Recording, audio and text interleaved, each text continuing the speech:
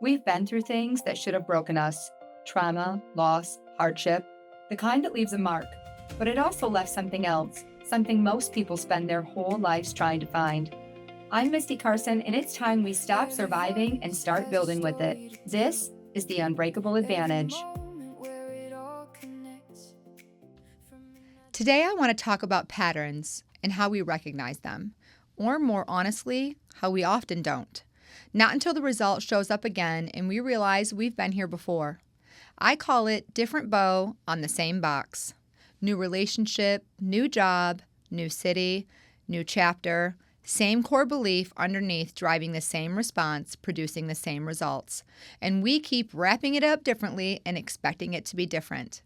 Most of us don't recognize the pattern while we're in it. We recognize it in the wreckage. When the relationship ends the same way the last one did, and when the opportunity slips away for the same reason it always does. When we look back and realize we didn't show up the way we wanted to, again.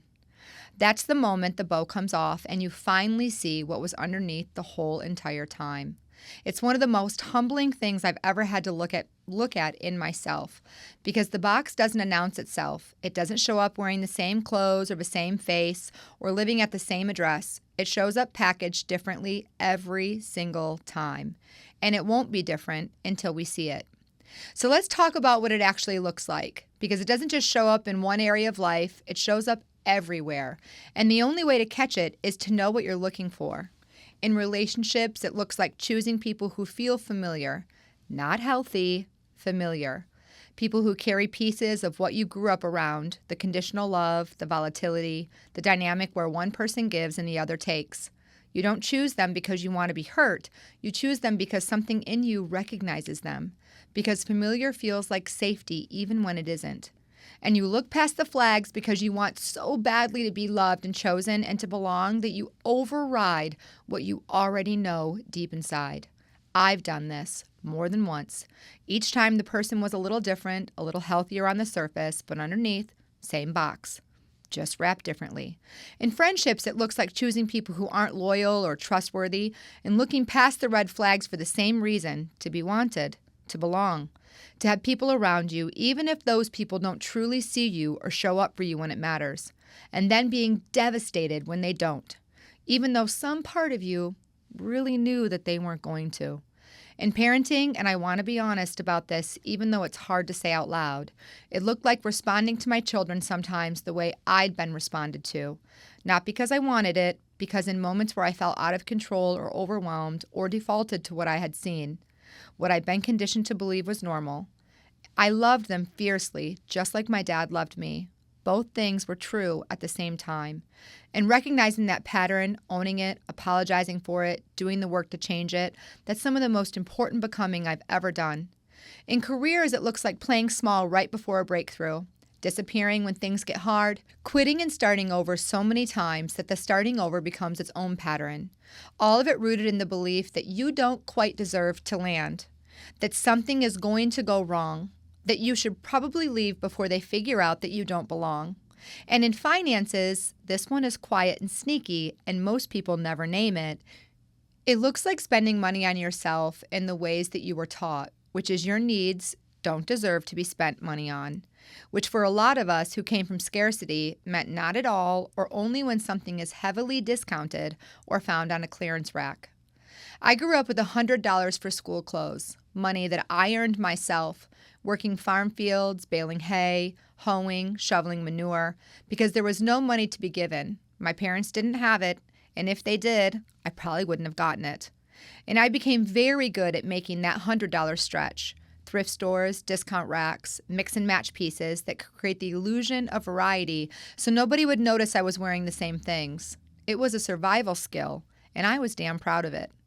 And then I started prospecting C-suite executives in insurance, people who were paying hundreds of thousands, sometimes millions of dollars in premiums. And I walked into those rooms and realized I didn't look like I belonged there. Not because I wasn't capable, because the scarcity mindset was visible on the outside. So I started adapting, mixing something new and more intentional with something thrifted, investing in myself when it mattered while still doing what I love, finding something beautiful at a fraction of the cost. I still thrift. I love it. and I'm good at it. But now I'll also buy something new if I truly love it or need it, because I finally decided that my own comfort and my own presentation were worth investing in. That's the pattern recognizing itself. That's the bow coming off the box. Now here is what I want you to understand about how the pattern actually works in your body, because this is important. A trigger doesn't always feel like danger. Sometimes it feels like comfort, like an old shoe that's molded perfectly to your foot. It fits in a way that nothing else does, but the sole is worn out. And when you walk, you can feel every pebble pushing up through the bottom. You keep wearing it anyway because it's familiar, because breaking in something new takes time and effort and uncertainty. And uncertain is uncomfortable even when worn out is painful. When the trigger hits your nervous system, it goes into fight, flight, or freeze, and the first thing it reaches for is the old shoe, because the old shoe is known, and known feels safer than new, even when new is better. So you have to pause, literally stop, step away from the moment if you can. Give yourself time to process. Play out the choice before you make it. Ask yourself, if I respond from this place right now, what result am I going to get? Have I been here before? Do I recognize this? Is this the box with a different bow? That pause is everything. It's the space between your old self and your becoming. And it gets easier with practice. Not easy, easier. Because you're building a new pattern one choice at a time. The first step isn't a big one. It doesn't have to be. The first step is simply naming it. Not with shame, not with a long explanation or a therapy session or a complete overhaul of your whole entire life. Just, I see this. I know where it came from, and I'm going to make one small different choice today. And then you keep that promise to yourself. That's it. One promise, one different choice. Because what you're doing in that moment is showing your brain that a new pattern is possible. You're building evidence. The same way we talked about it in episode 2, building evidence against the liar. You're creating a new file in a system that's been running the same program for decades. And it doesn't happen overnight. But it does start with one choice, and then another, and then another. The difference between someone who sees the pattern and changes it, and someone who sees it and stays stuck, isn't intelligence or willpower or even desire. It's whether the whisper gets loud enough to compete with the comfort of the familiar. Because the familiar is comfortable even when it's painful. And change is uncomfortable, even when it's right. The people who break through are the ones who are finally willing to look in the mirror without flinching, willing to sit in the discomfort of doing something different, willing to choose alignment over familiarity, even when alignment feels uncertain and familiar feels like home. It is very uncomfortable, and I won't pretend otherwise. But the discomfort of becoming is temporary. The discomfort of staying is permanent. For me, one of the quietest and most important shifts happen in how I handle conflict now. When I feel triggered and when something hits that old familiar place, I say it out loud. I need a moment to step away and process this. I'm upset and I'm not yet sure where it's coming from.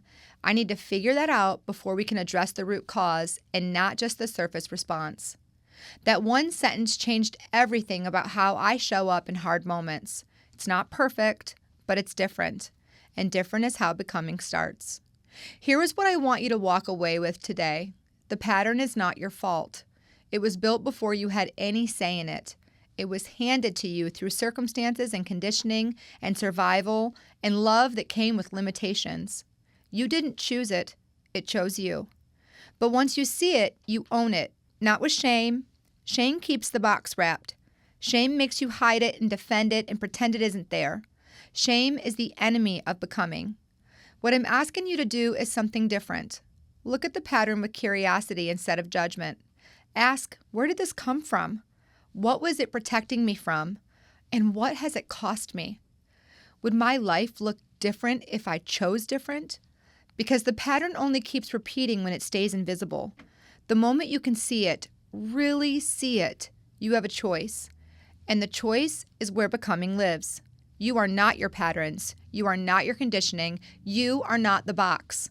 You are the person who has the awareness and the courage to unwrap it. Look at what's inside and decide what you want to do with it next. That's not a small thing. That's everything. So I don't leave you with this today. Where in your life are you getting the same result with a different bow on the box? And what would change if you finally decided to see it?